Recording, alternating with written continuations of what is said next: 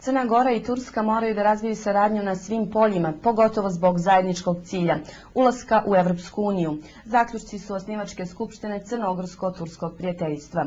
Ujedno je održan i okrugli sto o zajedničkom nasljeđu uz podsjećanje da je istorija dvije zemlje u mnogome povezana, što pokazuje i crnogorski rječnik sa dosta turcizama.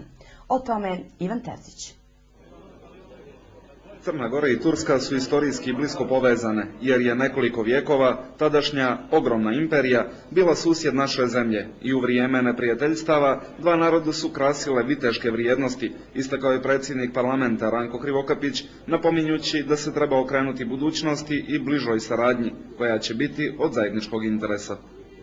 To dijalektičko jedinstvo suprotnosti je Crnoj Gori dalo priliku da razvije mnoge oblike duhovnosti i trajanja i da sa tim dobrima dođemo u period i Republike Crne Gore, sada države Crne Gore u punom značenju te riječi, i Republike Turske, kada osim moralnih zajedničkih vrijednosti koje smo dijelili, imamo puno više zajedničkih vrijednosti i vrijednosti Europske unije koje teže i Republika Turska i Crna Gora i NATO vrijednosti kojima Turska već obilato doprinosi, a Crna Gora neizostavno teži.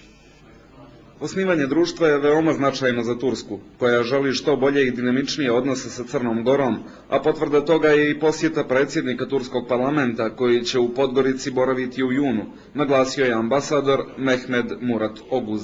Ülke arasındaki dostluğu daha da geliştirmek için azami gayreti sarf etmemiz gerekiyor. Kao prvo, u svojstvu znači ambasadora Turske, moram što je više moguće raditi na uspostavljanju još boljih odnosa između naše dvije zemlje.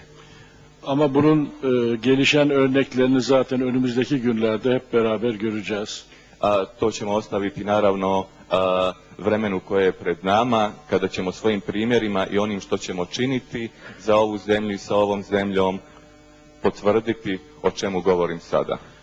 Osim političkih predstavnika, današnjem skupu prisustvovali su i istaknuti poslanici kulture i univerzitetski profesori iz dvije zemlje, koji su potvrdili bliske odnose Crne Gore i Turske.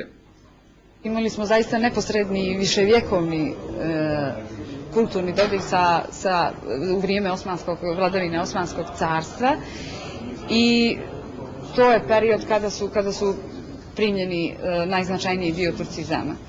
1879'da Karadağ'da, Çetiniye'de Osmanlı sefarethanesi açıldıktan sonra diplomatik ilişkiler başlıyor. Nakon, znači 1879. godine, nakon što je Osmanska država otvorila svoju ambasadu na Cetinju, počinju i diplomatski odnosi između ove dvije države.